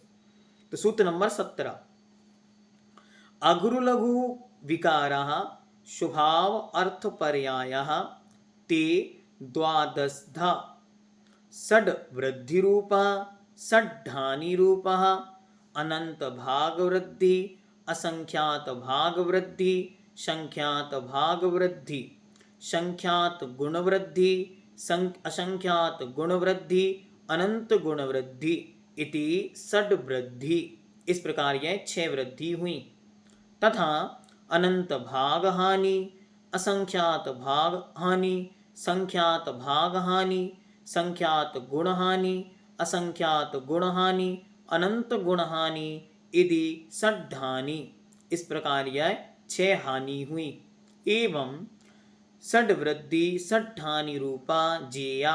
इस प्रकार 6 प्रकार की वृद्धि और 6 प्रकार की हानि जाननी चाहिए। अब क्या क्या पढ़ा पहले फिर से देखते हैं। अघ्रु लघु गुण के विकार का नाम स्वभाव अर्थ पर्याय है। मतलब जो अघ्रु लघु नाम का गुण था उसमें जो परिणमन हो रहा है उसका नाम ही स्वभाव अर्थ पर्याय है। अब अघ्रु लघु नाम का गुण कौन था? तो हम पहले पढ़ के आए, जो अत्यंत सूक्ष्म है, प्रति समय परिणमनशील है, अवाग गोचर है, ऐसे गुण में जो परिणमन होगा वो वैसे ही परिणमन होगा। तो वो अत्यंत सूक्ष्म है, किसी के द्वारा कहा नहीं जा सकता, और अत्यंत सूक्ष्म होने के कारण प्रति समय हो रहा है। पहली चीज ये क्लियर हुई एकदम। फिर वह कितने प्रकार का है? तो वह 12 प्रकार का है। 6 प्रकार की हानि है और 6 प्रकार की वृद्धि है। 6 प्रकार से बढ़ना है और 6 प्रकार से घटना। तो कैसे घटना बढ़ना है? तो पहले वृद्धि बताते। पहले अनंत भाग वृद्धि, फिर असंख्यात भाग वृद्धि, फिर संख्यात भाग वृद्धि, फिर उल्टे क्रम से चलो, संख्यात गुण वृद्धि, फिर असंख्यात गुण वृद्धि, फिर अनंत गुण वृद्धि। इस प्रकार यह 6 प्रकार की वृद्धि हुई। फिर 6 प्रकार की हानि, तो अनंत भाग हानि, असंख्यात भाग हानि, संख्यात भाग हानि। सेम जैसी वृद्धि हुई थी वैसी हानि, अपोजिट चलना है। फिर संख्यात गुण हानि, असंख्यात गुण हानि, अनंत गुण हानि इति गुण हानि। सबसे पहले क्या हुआ? वृद्धि हुई। तो अनंत भाग वृद्धि, अनंत के भाग की वृद्धि हो रही है, अनंत भाग में वृद्धि हो रही है। फिर असंख्यात भाग वृद्धि, फिर संख्यात में भाग वृद्धि, फिर संख्यात गुण वृद्धि, गुण रूप में वृद्धि। इस प्रकार ये 6 प्रकार की वृद्धि, 6 प्रकार की हानि होती है। अब आप कहोगे भैया जी उदाहरण दे दो तो जल्दी समझ में आ जाएगा। ठीक, अब सुनो, आचार्य ने स्वयं कहा ये अवाग गोचर है, वचनों से नहीं कही जाती, अत्यंत सूक्ष्म है, इसलिए किसी के अन्य के ज्ञान का विषय नहीं, इसलिए इसको जानने का कोई उपाय नहीं, इसको तो मात्र चिंतन का विषय बनाओ। कैसे होती है? जैसे समुद्र में लहरें होती हैं। समुद्र में लहरें हाँ प्रति समय होती हैं, चाहे वो दिखें अथवा ना दिखें, लेकिन परिणमन प्रति समय चलता है, कभी ऊपर कभी नीचे, कभी ऊपर कभी नीचे। ये ऊपर नीचे यही हानि वृद्धि, हानि वृद्धि, हानि वृद्धि, यही निरंतर चलता चला जाता है, लेकिन वह अवाग गोचर वचनों का विषय नहीं बनता। अत्यंत सूक्ष्म होने से और प्रतिक्षण परिणमनशील होने से, परिवर्तनशील होने से पकड़ में नहीं आती। ठीक हो गया। चलो अब आगे आते हैं। विभाव क्या है? तो विभाव अर्थ पर्यायः षड्विधः मिथ्यात्व राग द्वेष पुण्य पाप रूपा अध्यवसायः। विभाव मतलब कर्म के अधीन या पराधीनता से जो क्षण क्षण परिणमित होने वाली पर्याय है, उसका नाम है विभाव अर्थ पर्याय। और कितनी प्रकार की है? तो षड्विधा, 6 प्रकार की है। मिथ्यात्व, कषाय, राग, द्वेष, पुण्य और पाप रूप जो अध्यवसाय परिणाम है। अध्यवसाय परिणाम होते मतलब अज्ञान युक्त परिणाम। जितने भी कर्म के अधीनता से होने वाले परिणाम हैं वे सब विभाव अर्थ पर्याय हैं। क्लियर? अब आगे चलते हैं। अब कहते हैं व्यंजन पर्याय। व्यंजन पर्याय का मतलब क्या था? व्यंजन मतलब जो बहुत लंबे समय तक टिकने वाली है। अब इन्होंने क्या किया? तो इन्होंने पहले तो सबसे पहले 2 स्वभाव 2 विभाव 4 द्रव्य और 4 गुण, ये अंतर बनाना है। तो सूत्र नंबर 19, 20, 21 और 22 ये जीव की हैं। देखो 22 नंबर सूत्र के अंत में देखो जीवस्य, ये हमको लगा लेना है 19 नंबर की शुरुआत में। यहां लिख लो हिंदी से जीव की, यहां से जीव की शुरू होंगी। तो सूत्र नंबर 19, 20, 21, 22 ये जीव की 4 पर्याय हैं। 2 द्रव्य 2 गुण, 1 स्वभाव 1 विभाव, 1 स्वभाव 1 विभाव। अभी आगे समझाएंगे तो और अच्छे समझ लेना। अभी बात ध्यान में रखना है क्योंकि पढ़ते समय जो पहली बार पढ़ेंगे उनको समझ में नहीं आएगा। अब हम लोगों को अनुभव के विषय से हम आपको बता रहे हैं कि जो सूत्र नंबर 22 में लास्ट में लिखा है जीव, उसको उठा के रख दो पहले 19 नंबर के सबसे पहले स्टार्टिंग में, जीवस्य, जीव की हैं। ठीक। अब यहां आओ सूत्र नंबर 23। तो पहला शब्द है पुद्गलस्य, ये पुद्गल की हैं। तो अगले 4 सूत्र पुद्गल के, शुरू के 4 सूत्र जीव के। ठीक, जो हमने आपको पहले बताई थी कि द्रव्य के, जीव के, गुण के, किसके गुण बताए जा रहे हैं? जीव के। द्रव्य कौन सा चल रहा है? जीव द्रव्य। वहां हम जाएंगे तो कौन सा द्रव्य चलेगा? पुद्गल द्रव्य। और पुद्गल द्रव्य के गुण कौन से हैं? स्पर्श, रस, गंध, वर्ण। अंतर आ गया। एग्जाम्पल में एकदम क्लियर हो जाएंगे क्योंकि हमको पहले दिमाग में सेट करना है शुरू के 6 शब्द, अर्थ, व्यंजन, स्वभाव, विभाव, द्रव्य और गुण। गुण हमको पता है, द्रव्य हमको पता है, स्वभाव हमको पता है, विभाव हमको पता है, अर्थ थोड़ी देर टिकने वाली, व्यंजन लंबी देर तक टिकने वाली। क्लियर हो गया। अब देखो 4 सूत्र देखते हैं। सूत्र नंबर 19 पहले लगाओ जीवस्य, मतलब ये जीव की हैं। ठीक है, तो ये 4 अवस्थाएं जीव की बताई जा रही। कौन कौन सी? तो देखो पहली विभाव अर्थ व्यंजन पर्यायः चतुर्विधा नर नारकादि पर्यायः अथवा चतु अशीति लक्षा योनयः। सूत्र पढ़ लिया। अब हिंदी में आइए। विभाव क्या था? विभाव का मतलब कर्म के निमित्त से होने वाली। द्रव्य कौन सा द्रव्य? जीव द्रव्य की। व्यंजन पर्यायः बहुत देर तक टिकने वाली पर्याय। अब क्लिक करो दिमाग में। जीव द्रव्य मतलब मेरे द्रव्य की ऐसी पर्याय जो कर्म के निमित्त से होती है, वो बहुत लंबे समय तक चलती है। कौन सी पर्याय होगी? तो कहती हैं चतुर्विधा, 4 प्रकार की है। मनुष्य, देव, नारकी, त्रयंच। अथवा और 84 लाख योनयः, 84 लाख प्रकार की जो योनियां हैं वह। कितना सरल हो गया। शब्दों को पकड़ो बस, कुछ नहीं पकड़ना। ग्रंथ तो इतना सहज और सरल है एकदम। देखो कितना सुंदर। विभाव कर्म के निमित्त से होने वाली। द्रव्य कौन सा द्रव्य? जीव द्रव्य की। व्यंजन पर्याय, व्यंजन पर्याय मतलब बहुत लंबे समय तक चलने वाली पर्याय। अब तुरंत क्लिक करो, मैं जीव द्रव्य हूं और मेरी कर्म के निमित्त से होने वाली अवस्था जो बहुत लंबी चलती है वो कौन सी है? 4 प्रकार की आयु या 4 प्रकार की गति और 84 लाख योनि। याद हो गया। अब आगे चलते हैं, अब गुण के विषय में बताते हैं। तो कहते हैं विभाव गुण व्यंजन पर्यायः मत्यादयः। विभाव अर्थात कर्म के निमित्त से होने वाली। गुण कौन, किसका गुण? जीव द्रव्य का गुण। तो जीव द्रव्य का गुण कौन सा है? ज्ञान। यहाँ उदाहरण केवल ज्ञान का दे रहे हैं, बाकी और भी द्रव्य में लगा सकते, और भी गुणों में लगा सकते। तो ज्ञान नाम के गुण की। व्यंजन मतलब बहुत लंबे समय तक चलने वाली पर्याय। कौन सी पर्याय है? मति आदयाः। मति ज्ञान, श्रुत ज्ञान, अवधि ज्ञान और मन पर्याय ज्ञान। ये किन से होती हैं? कर्म की अधीनता से होती हैं। इसलिए विभाव हैं, जीव नाम के गुण की हैं, जीव के गुण में हैं और बहुत लंबे समय तक टिकती हैं। जन्म से लेकर आज तक हमारा मति ज्ञान है, हाँ है। श्रुत ज्ञान है, हाँ है। तो ये क्या हो गई? ये पर्याय कब से चल रही हैं? बहुत लंबे समय से चल रही।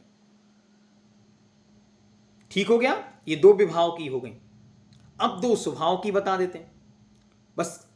किनकी? उसी जीव की, उसी जीव नाम के द्रव्य की। एक विभाव एक स्वभाव, एक विभाव एक स्वभाव। अब यहां पे विभाव बता दी 2, अब स्वभाव बताते 2। तो स्वभाव द्रव्य क्या है और स्वभाव गुण क्या है बताते। 21 नंबर, स्वभाव द्रव्य व्यंजन पर्यायः या पर्यायास् चरम शरीरात किंचिन न्यून सिद्ध पर्यायः। अब एक एक शब्द को फिर से तोड़ो। स्वभाव अर्थात बिना किसी कर्म के निमित्त के होने वाली जीव द्रव्य की। व्यंजन मतलब बहुत लंबे समय तक चलने वाली पर्याय। अब तुरंत याद करो, हमारी बिना कर्म के निमित्त की कौन सी पर्याय होती है? तुरंत याद आएगा, केवल सिद्ध पर्याय। उसके अलावा वो कोई पर्याय नहीं होती। बाकी सब पर्याय विभाव हैं। तुरंत क्लिक करिए, सिद्ध भगवान, उदाहरण याद आ गया। पहले शब्दों को देखो। स्वभाव से मतलब बिना कर्म की अधीनता के होने वाली जीव नाम के द्रव्य की लंबे समय तक चलने वाली कौन सी पर्याय है? मात्र चरम शरीरात अंतिम शरीर से किंचित न्यून थोड़ी सी कम सिद्ध पर्याय। सिद्ध पर्याय, बस यही हमारी स्वभाव पर्याय है। अब उसी के गुण में लगाओ। तो अभी मतिशुद्ध ज्ञान, मतिशुद्ध आदि कैसे थे? अज्ञानता, ये कैसे थे? विभाव रूप थे। अब स्वभाव में आ जाइए। तो सूत्र नंबर 22, स्वभाव गुण व्यंजन पर्यायः अनंत चतुष्टय रूपा जीवस्य। तो स्वभाव जीव द्रव्य के गुण की, कौन सा गुण? ज्ञान। ज्ञान नाम के गुण की कर्म से रहित स्वाभाविक बहुत लंबे समय तक टिकने वाली पर्याय कौन सी है? लगाओ दिमाग। बिना कर्म के भी ऐसा ज्ञान जो बहुत लंबे समय तक टिक जाए। एक बचा, केवल ज्ञान। अनंत ज्ञान, अनंत दर्शन, अनंत बल, अनंत वीर, अनंत सुख, अनंत शक्ति, अनंत चतुष्टय रूपा। एकदम क्लियर। अब फिर से चारों को देखो। शब्द क्या है? स्वभाव विभाव। स्वभाव बिना कर्म के निमित्त से स्वाभाविक होने वाला। विभाव कर्म की अधीनता से होने वाला। अर्थ थोड़ी देर में बदल जाने वाला या थोड़ी देर टिकने वाला। और व्यंजन बहुत लंबे समय तक चले जाने वाला, बस। और द्रव्य में होने वाली द्रव्य पर्याय, गुणों में होने वाली गुण पर्याय। ये 4 सूत्र क्लियर। अब आते हैं पुद्गल द्रव्य में। तो सूत्र नंबर 23, 24, 25, 26 ये लगेंगे पुद्गल के साथ। सूत्र में पहले शब्द पुद्गलस्य। पुद्गलस्य तु द्वि अणुकादया अणुकादयो अणुकादयो विभाव द्रव्य व्यंजन पर्यायः। तो कहते हैं पुद्गलस्य। पुद्गल की, द्वि अणुक आदयः, दो अणु आदि लेकर, विभाव द्रव्य व्यंजन पर्याय।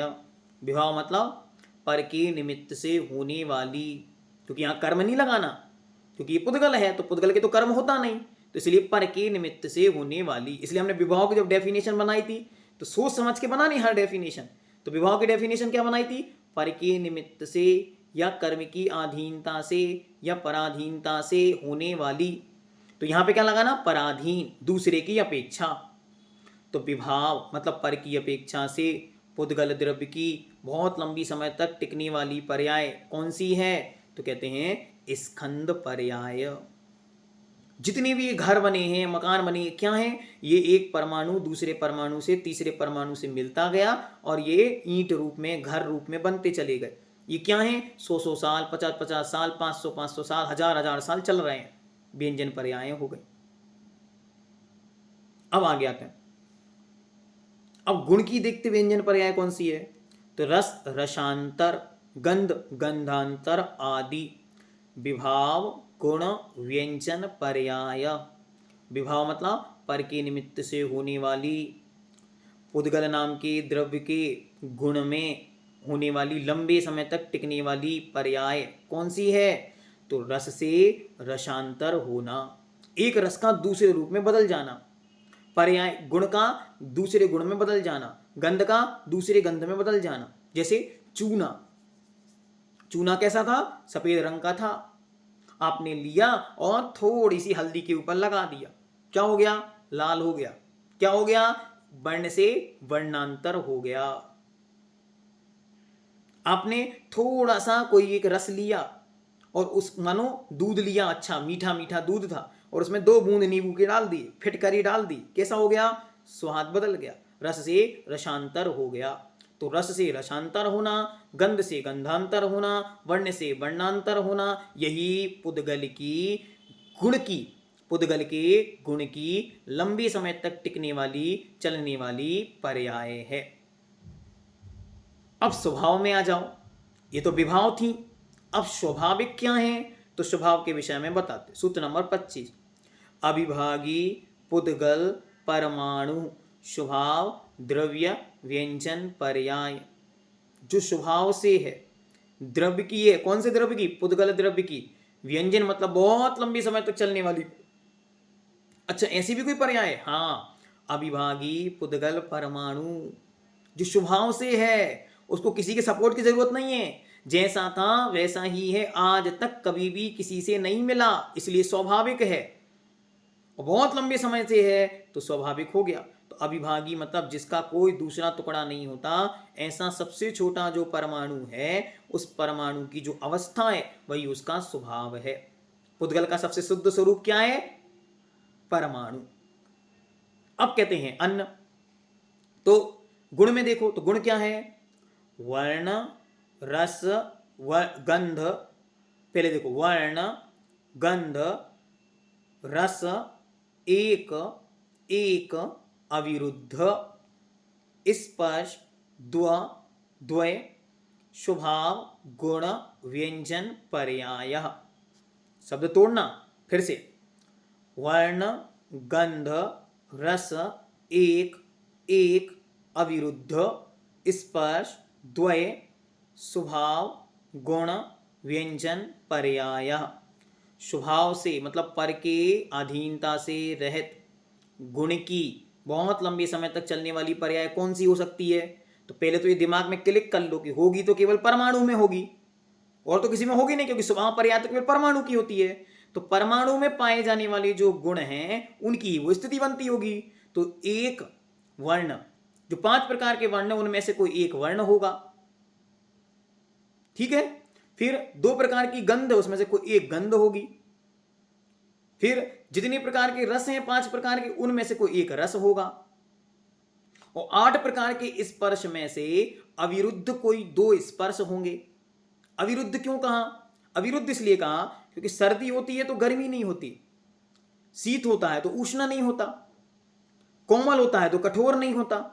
इसलिए एक समय में 2 ही होंगे, 2 से ज्यादा नहीं होंगे। तो या तो शीत होगा या उष्ण होगा। दो में से कोई एक, या रुक्ष होगा या स्निग्ध होगा, दो में से कोई एक। ठीक, तो जो कितने बचे? 5। एक रस, एक गंध, एक वर्ण और 2 प्रकार के अविरुद्ध स्पर्श। ये 5 गुण ही पुद्गल द्रव्य के स्वाभाविक अवस्थाएं हैं, इसलिए इनका नाम है स्वभाव गुण व्यंजन पर्याय इति पर्याय अधिकारः। अब बताते हैं पर्याय की व्युत्पत्ति, एकदम सरल, केवल एक सूत्र। स्वभाव विभाव रूपतयः याति परेति परिणमति इति पर्यायः। जो स्वभाव और विभाव रूप से सदैव हमेशा परिणमनशील रहती है, बदलती रहती है, उसका नाम पर्याय है। परि अर्थात चारों ओर से, आय मतलब बदलना, तो जो चारों ओर से चेंज होती है उसका नाम पर्याय है। इति पर्याय व्युत्पत्ति अधिकारः समाप्तं जातः। आ जाइए सूत्र नंबर 27, स्वभाव अधिकारः।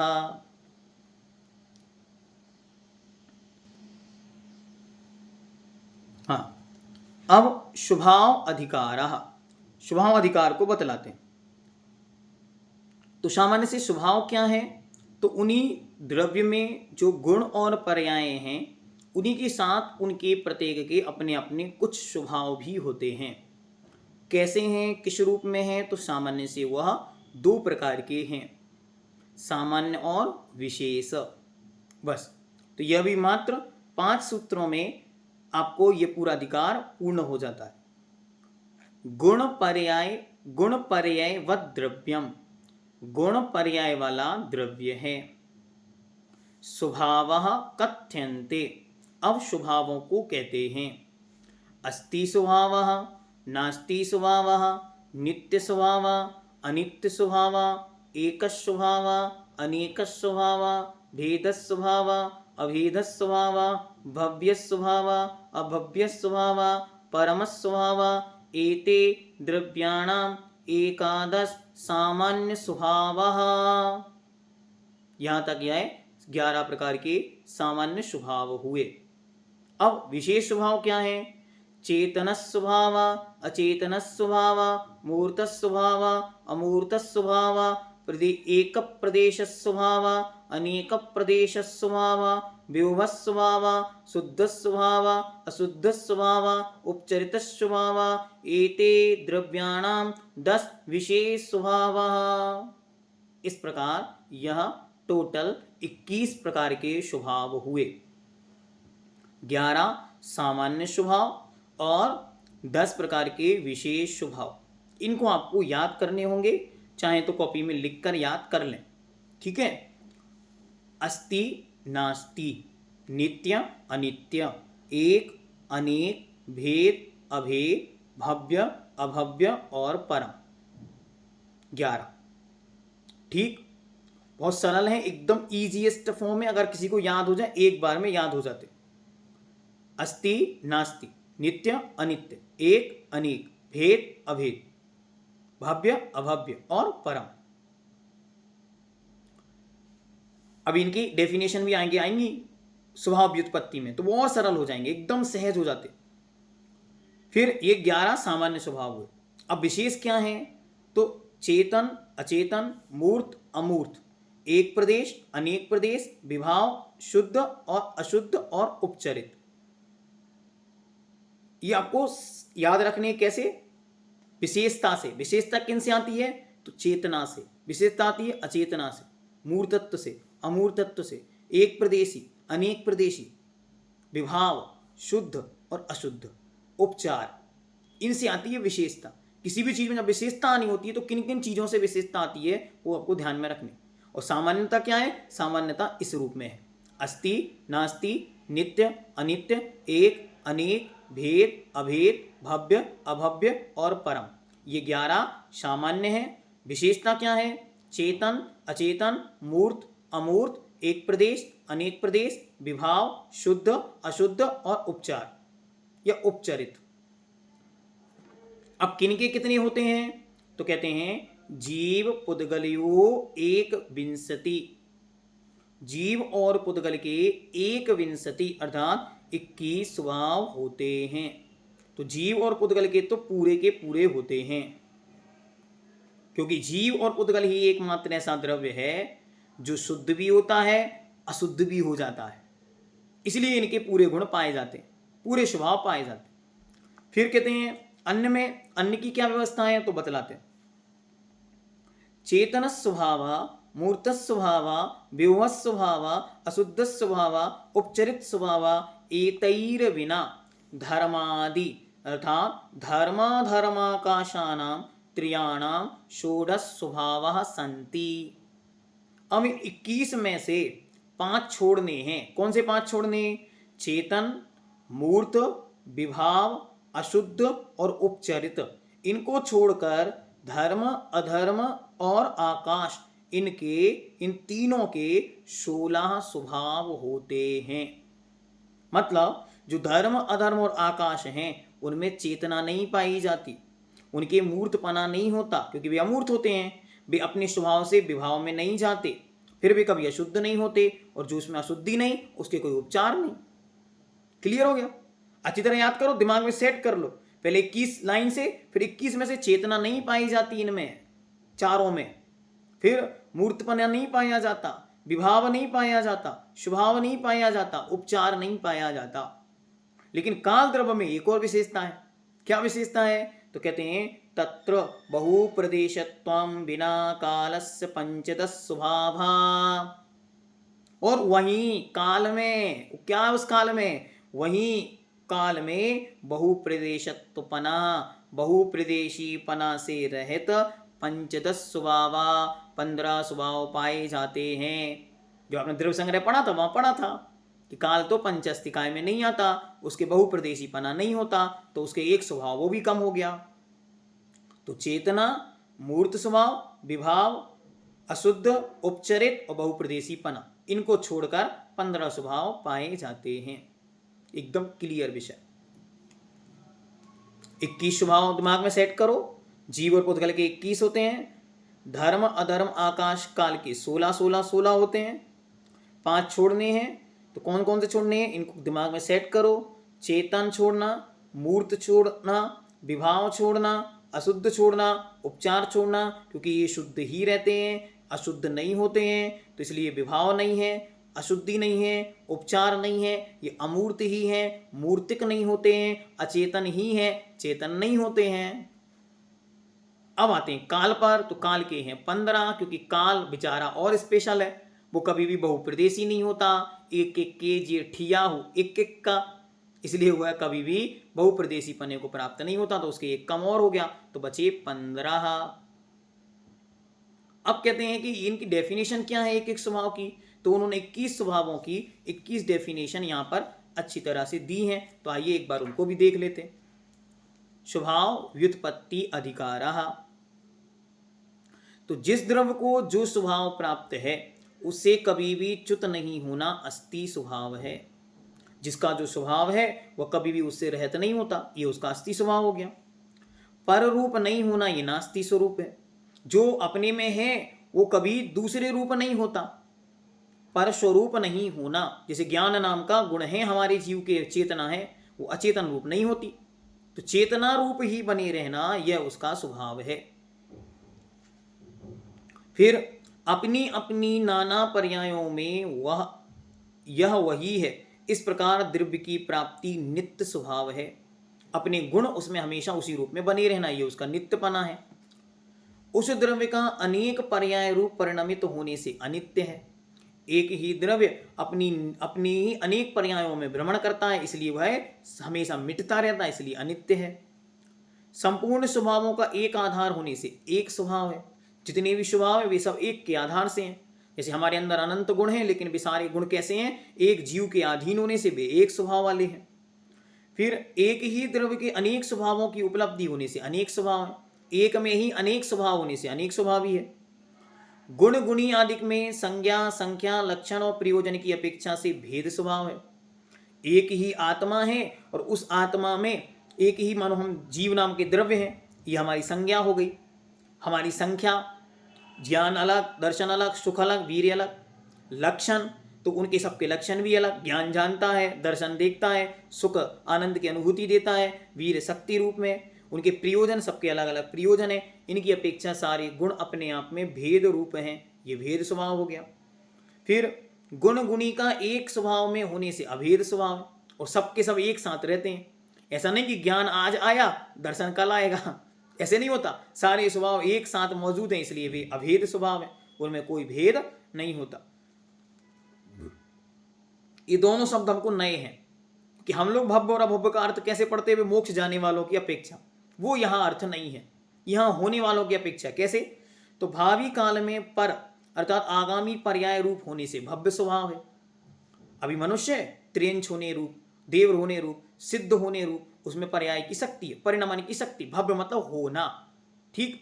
अभव्य मतलब नहीं होना। क्या नहीं होना, तो कहते हैं तीन काल में भी पर स्वरूप अर्थात दूसरे द्रव्य रूप नहीं होना, यह अभव्य स्वभाव है। जीव हमेशा जीव ही रहेगा, पुद्गल नहीं होगा। पुद्गल हमेशा पुद्गल ही रहेगा, जीव नहीं होगा। धर्म हमेशा धर्म ही रहेगा, अधर्म नहीं होगा। यह उसका अपना अभव्य स्वभाव है। ये नए शब्द थे, तो इन दोनों को याद कर लेना। फिर आता परम स्वभाव क्या है, तो पारिणामिक भाव की प्रधानता से परम स्वभाव है। पहले हम लोग पढ़ के आए पारिणामिक क्या होता, जिसमें किसी और की कोई अपेक्षा नहीं, वो परम भाव है। जिसको किसी और की कोई अपेक्षा नहीं, वो परम पारिणामिक भाव है, उसी से परम स्वभाव है, स्पेशल क्वालिटी। अब कहते हैं इति सामान्य स्वभाव। अब विशेष स्वभाव के विषय में कुछ बताते, थोड़ा सा देखते हैं। प्रदेशादिक गुणों की व्युत्पत्ति तथा चेतनादिक गुणों के स्वभाव की व्युत्पत्ति कही गई। अब इतना उन्होंने ऊपर कह दिया। अब जो कुछ बचा उसमें से कुछ बातें आगे कहते हैं। स्वभाव की अपेक्षा स्वभाव गुण नहीं होते। स्वभाव की अपेक्षा से स्वभाव गुण नहीं होते। गुण अलग हैं, स्वभाव अलग है। लेकिन ये ध्यान में हमेशा रखना है कि स्वभाव की अपेक्षा स्वभाव गुण नहीं होते, लेकिन गुण स्वभाव हो सकते हैं। स्वद्रव्य चतुष्टय अर्थात स्वद्रव्य, स्वक्षेत्र, स्वकाल और स्वभाव की अपेक्षा परस्पर में गुण स्वभाव हो जाते हैं। जो हमने पहले आपको कहा था, जितने भी गुण हैं वे सब स्वभाव हैं। अभी आप मिला के देखना तो आपको समझ में आएगा। वहां पे अस्थि था, यहां भी अस्थि है, लेकिन जो स्वभाव हैं वे गुण नहीं होते। स्वचतुष्टय, स्वद्रव्य आदि चतुष्टय मतलब स्वद्रव्य, स्वक्षेत्र, स्वकाल, स्वभाव आदि की अपेक्षा गुण द्रव्य भी हो जाते हैं। गुण ही द्रव्य हो जाते हैं, जैसे चेतन द्रव्य, अचेतन द्रव्य आदि। जितने गुण हैं वे ही द्रव्य बन जाते हैं स्वभाव की अपेक्षा से, स्वापेक्षा से। स्वभाव से अन्यथा होने को, विपरीत होने को विभाव कहते हैं। विभाव किसे कहते हैं, अपने स्वभाव से विपरीत हो जाना, यही विभाव है।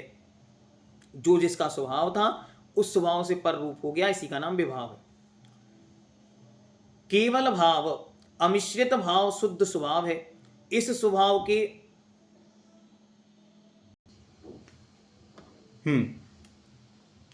तो केवल भाव अर्थात अमिश्रित भाव शुद्ध स्वभाव, जिसमें कोई मिक्सर नहीं है, वो शुद्ध स्वभाव है। इस शुद्ध के विपरीत भाव अर्थात मिश्रित भाव अशुद्ध है, ये हमको पता ही है। जिसमें कुछ नहीं मिला वो शुद्ध, और जिसमें कुछ मिल गया वो अशुद्ध। स्वभाव का भी अन्यत्र उपचार करना उपचरित स्वभाव है। किसी का किसी के साथ उपचार कर देना, जैसे एक इंद्रिय जीव आदि, क्योंकि ये भाव पुद्गलमयी नाम कर्म की प्रकृतियां हैं। एक इंद्रिय जीव, जीव तो कौन हो गया, चेतन हो गया, और एक इंद्रिय अचेतन पुद्गल की कर्म प्रकृति है, लेकिन दोनों को मिला दिया, ये कहलाता उपचार। जो हो ना लेकिन उसे उस रूप कह दिया जाए उसे कहते हैं उपचार। सा द्विधा, उपचार दो प्रकार का है। कौन कौन सा है, तो एक है वह उपचरित स्वभाव, कर्मज और स्वाभाविक। दो प्रकार का उपचार, एक कर्म के निमित्त से होता है, एक स्वाभाविक उपचार होता है। जैसे जीव के मूर्तत्व और अचेतनत्व कर्मज उपचरित भाव है, स्वभाव है, तथा जैसे सिद्ध आत्माओं के पर का जानना तथा पर का दर्शनपना स्वाभाविक उपचार है। केवल उपचार किस लिए, समझाने की दृष्टि से करते हैं, होते नहीं है, ऐसे उपचार जानना। तो जीव के मूर्तपने का उपचार अभी आगे करके दिखाएंगे लास्ट में, जब आप अगले साल आगे काला पद्धति पढ़ेंगे तब वहां ये सब चीजें करके वो दिखाएंगे प्रैक्टिकली। अब आगे कहते हैं इस प्रकार अन्य द्रव्यों में भी यथासंभव उपचर्य स्वभाव जान लेने चाहिए। इति विशेष स्वभाव अधिकार समाप्तम जाता। इस प्रकार आपका यह अधिकार पूर्ण हुआ। अब आता है प्रमाण अधिकार। एकदम सरल और सुंदर अधिकार, बहुत कुछ नहीं है, एकदम सरल शब्दों में। ते कुतो जेया, वह किसके द्वारा जाने जाते हैं, क्या जो ऊपर पढ़ के आए हैं ये सब चीजें कैसे जाननी है, तो कहते हैं प्रमाण नए विवक्षिता, प्रमाण और नए की विवक्षा या अपेक्षा से जानते हैं। प्रमाण वस्तु के पूर्ण रूप को और नए वस्तु के एक देश पने को। अभी आगे इनकी डेफिनेशन बहुत अच्छी तरह समझाएंगे, नए को आगे विस्तार से आगे आचार रखेंगे। प्रमाण को यहाँ पे समझा देते। सम्यक ज्ञानम प्रमाणम, सम्यक ज्ञान ही प्रमाण है। जो 5 प्रकार का सम्यक ज्ञान है, मत ज्ञान, श्रुत ज्ञान, अवधि ज्ञान, मनःपर्य ज्ञान और केवल ज्ञान, यही 5 प्रकार का ज्ञान प्रमाण है। तद द्विधा, वह 2 प्रकार का है। प्रत्यक्ष इतर भेदात, प्रत्यक्ष और इतर मतलब परोक्ष, अपोजिट। तो प्रत्यक्ष से जो अपोजिट है उसके भेद से वह 2 प्रकार का है। प्रत्यक्ष इतर भेदात, प्रत्यक्ष और परोक्ष के भेद से वह 2 प्रकार का है। मतलब प्रमाण 2 प्रकार का है, प्रत्यक्ष प्रमाण और परोक्ष प्रमाण। अवधि और मनःपर्यय एक देश प्रत्यक्ष, एक देश प्रत्यक्ष हैं। प्रत्यक्ष 2 प्रकार के, एक देश प्रत्यक्ष और सकल देश प्रत्यक्ष। तो एक देश प्रत्यक्ष कौन कौन से हैं, अवधि ज्ञान और मनःपर्यय ज्ञान। केवलम सकल प्रत्यक्षम, केवल ज्ञान सकल प्रत्यक्ष है। मति श्रुते परोक्षे, मति और श्रुत ज्ञान ये 2 परोक्ष ज्ञान हैं। इसको क्या करना, सबसे सुंदर एक सुंदर सा चार्ट बनाओ, चार्ट नहीं चार्ट, हाँ ऊपर लिखो ज्ञान या सम्यक ज्ञान, ब्रैकेट में लिखो सम्यक ज्ञानम प्रमाणम, फिर ऐसी एक लाइन खींचो और यहां आ जाओ 2, यहां लिखो परोक्ष, यहां लिखो प्रत्यक्ष।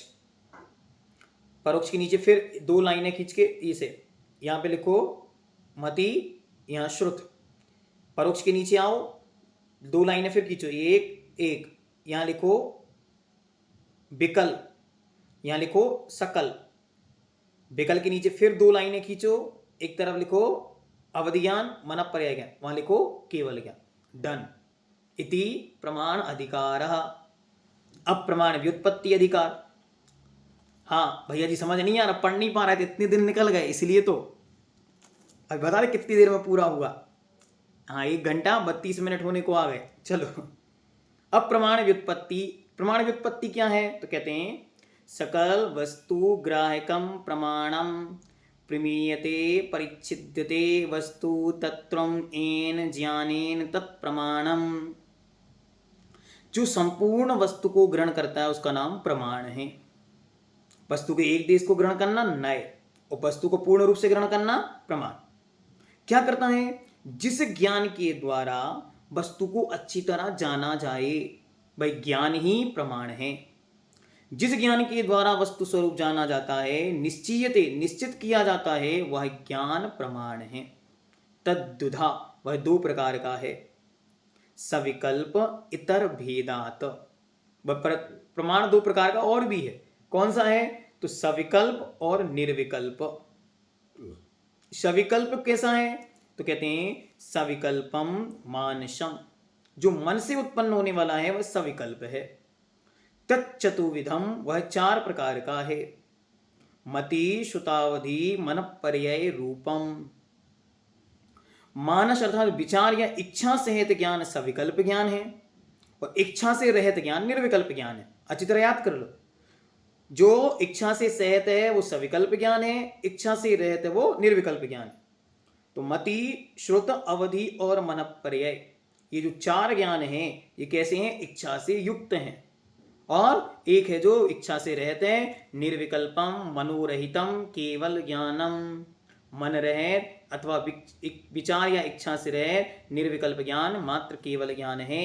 इति प्रमाण व्युत्पत्ति अधिकारः समाप्तम जातः।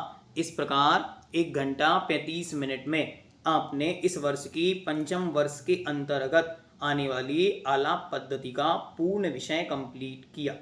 इसका मॉडल पेपर आपको डिस्क्रिप्शन बॉक्स में दे देंगे, वहाँ से आप तैयारी करें। सभी को ऑल द बेस्ट, अच्छी तरह अपना प्रिपरेशन करें। सभी को बहुत बहुत मंगल शुभकामनाएं। जैनम जयतु शासनम।